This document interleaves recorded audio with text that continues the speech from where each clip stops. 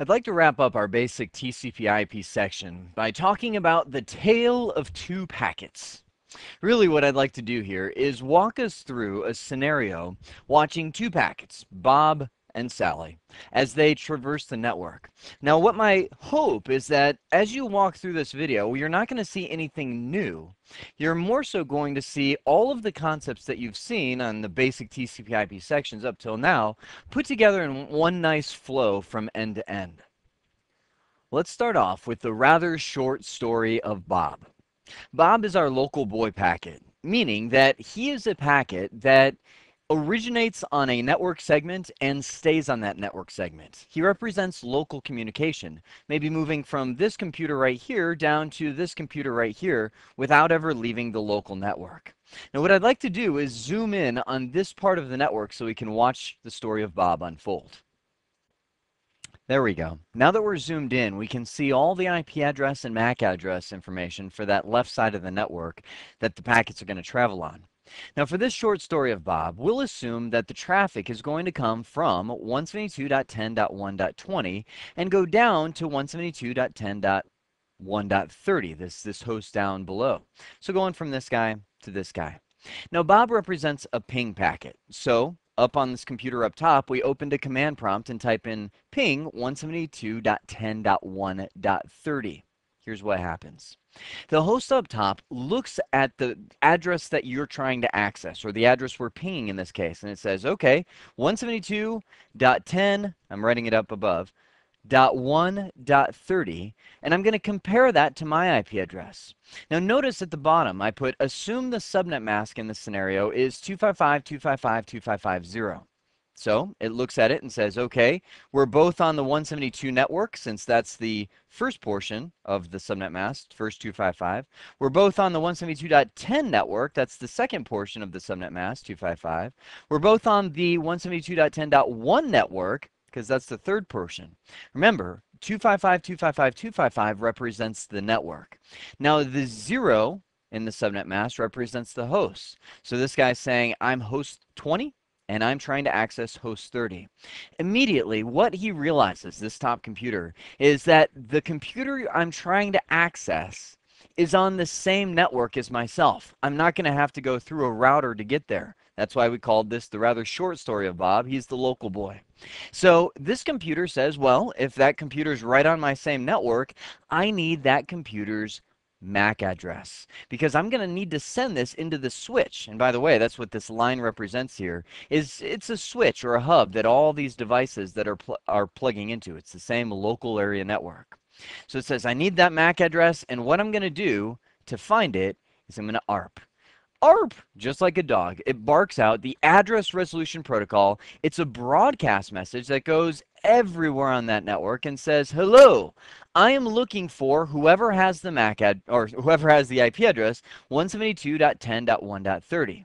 Now, everybody who's plugged into that same switch or that same hub gets that broadcast. It comes out here to the router and he gets it and looks and says, oh, it's looking for the MAC address of .30. Well, I'm not .30, so I'm not even going to reply, and it drops the broadcast. It goes out here to some other computers that are on the network. They get it, they drop it. This guy gets it and he realizes, oh, that's me. I'm the .30. So I will reply back up to that host directly. It's going to send a message directly back up and say, hi, I'm 172.10.1.30, and my MAC address is AA00BC333211. Great. The host up there receives that and says, now I've got the missing link, the missing layer 2 address, data link layer address, that I can fill in the packet. So it puts in the packet. If we were to look at the packet, we have the data, that's Bob. It's the ping message saying, hello, are you alive? And then we have the port number information, the source and destination port. We have the source and destination IP address, which is going to be, the source is the .20, 172.10.1.20. Destination is .30.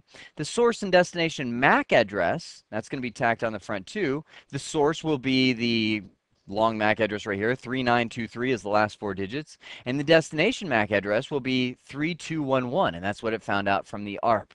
With all those headers put onto the data, it will then send that message out its network card to the switch.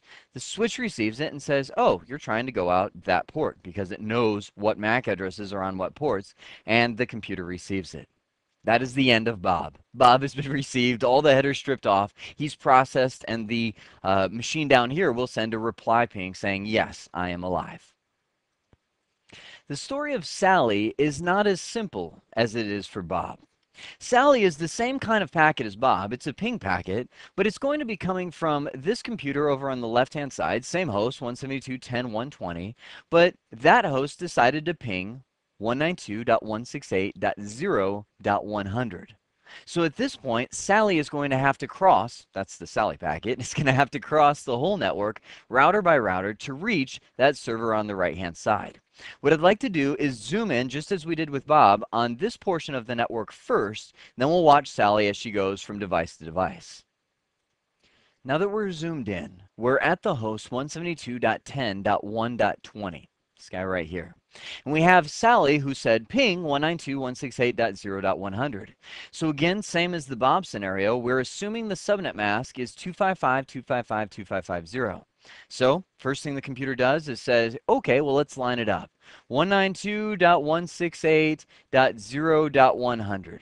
Let's compare networks. I've got 192 and then I've got 172. Okay, right there, stop the train.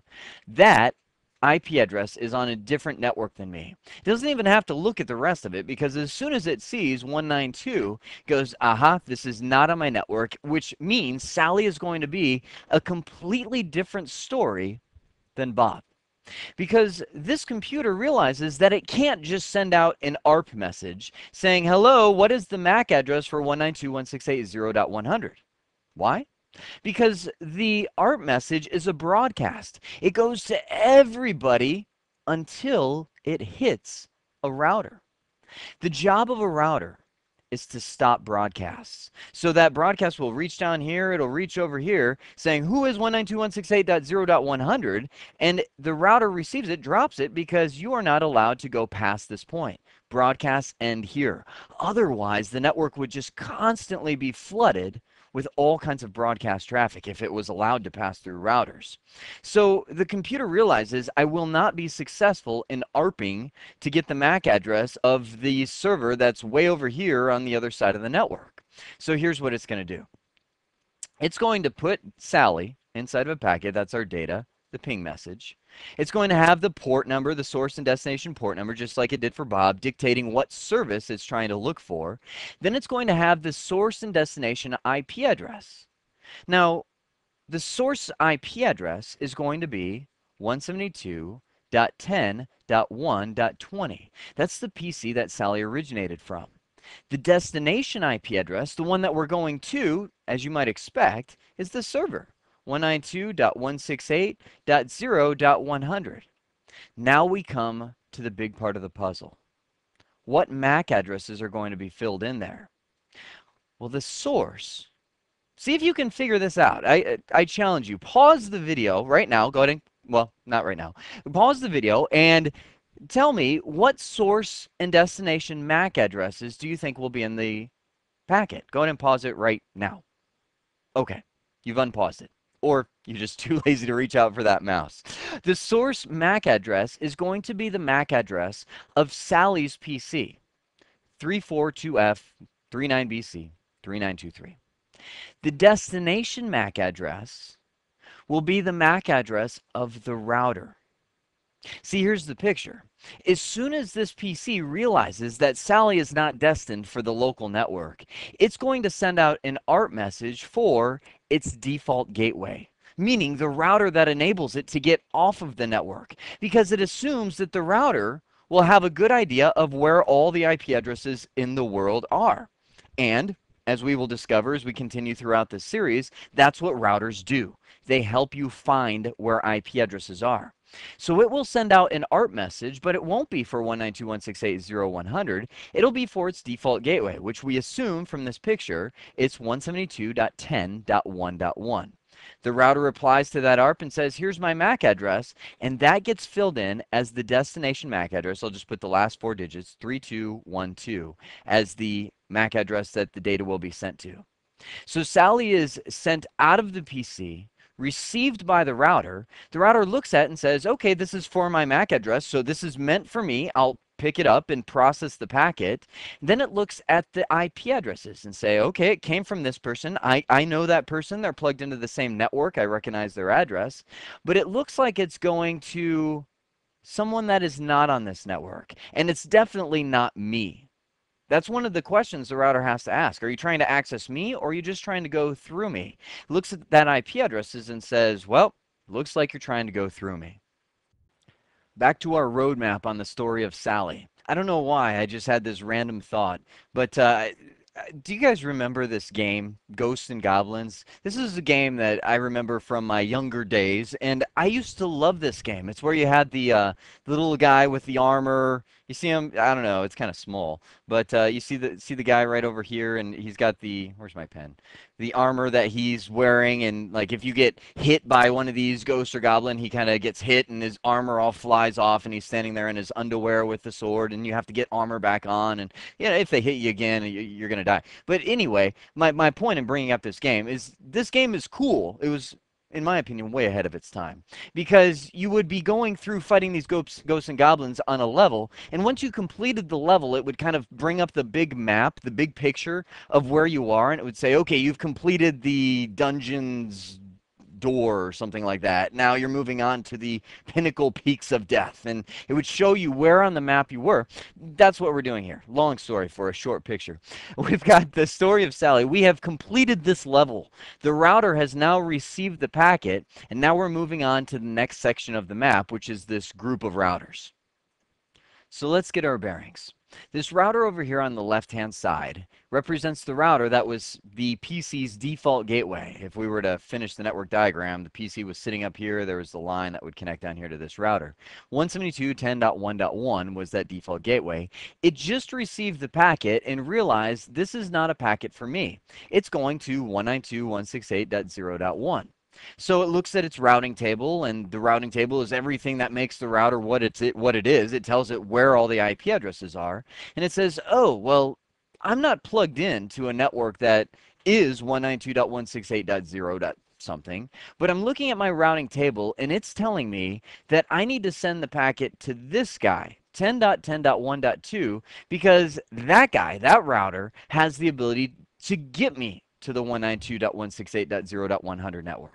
So what it does is it takes that data. There's Sally inside of the packet. It's the ping message. It's got the same port numbers. It doesn't touch the port numbers, leaves those the same.